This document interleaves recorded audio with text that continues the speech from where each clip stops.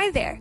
We are Jane, Bryce, Zulfa, Alicia, and Sachi, and today we will be talking to you about gender identity development.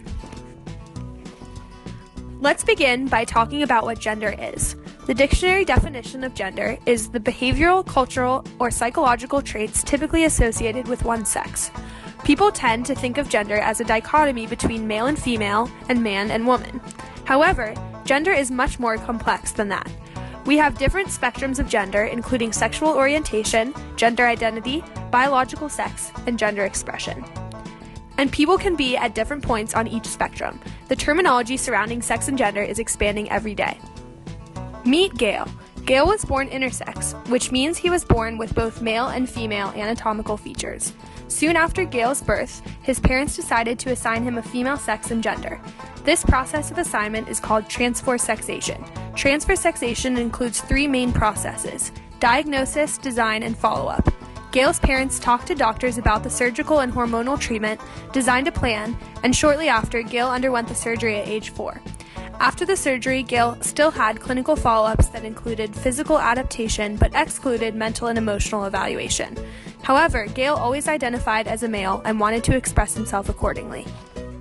A study by Brinkman in 2014 involved 86 children aged 10 to 13 who participated in the FAIR program to teach them about social justice. After the program, the children were split into groups to discuss, and Brinkman found that many of the children didn't fit a typical gender role or knew someone that didn't fit a gender role. More importantly, however, Brinkman found that the children recognized the consequences of trying to conform to a gender.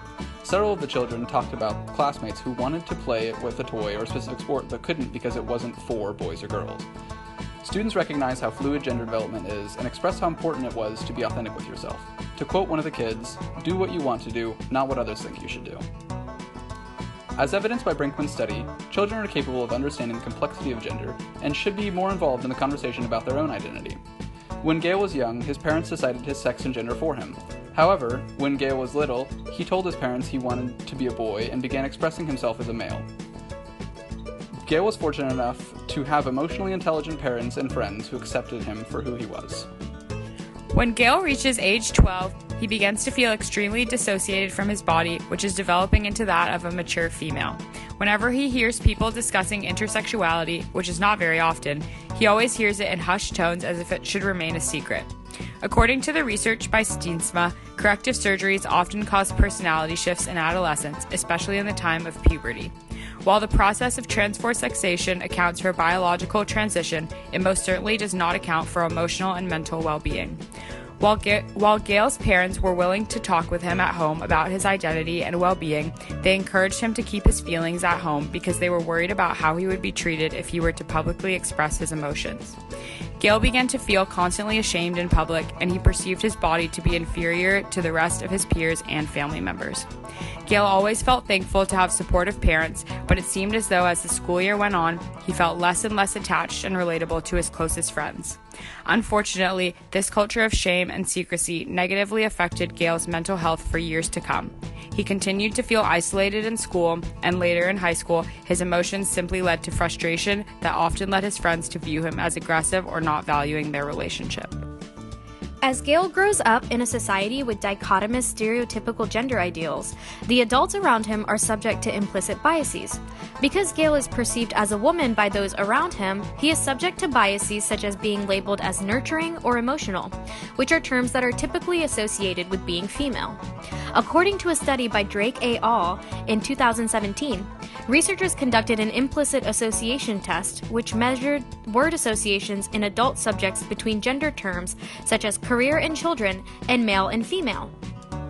The results confirmed implicit biases of stereotypical gender roles. For example, the adults tended to associate the words female and woman with children, teacher, and nurse, and the words male and man with salary and STEM career. However, Gail is not doomed to be put in a box forever.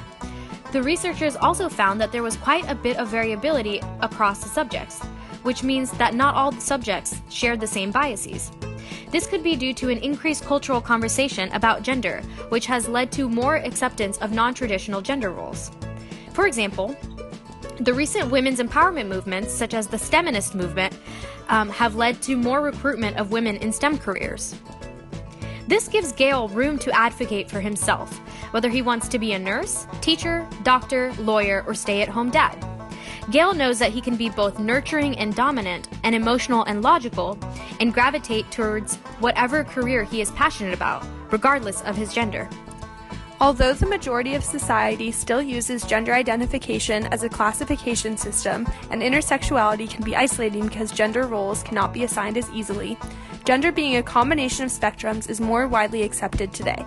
People who choose to affirm or break traditional gender roles, like Gale, are part of a new generation that is more accepting and validating.